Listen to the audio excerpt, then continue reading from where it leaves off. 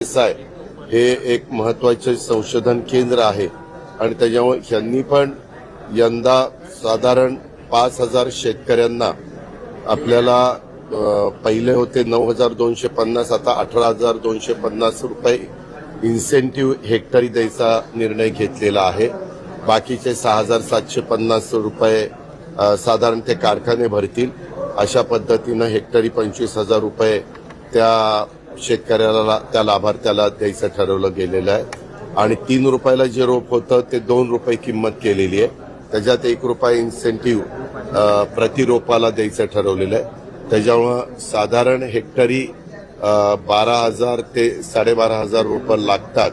तर त्याचा विचार केला तर जवळपास 24 ते 25,000 रुपये किंमत होती ती शेतकऱ्यांनी मात्र भरायची। त्यांना स्वतःचं ठिबक करावं लागेल।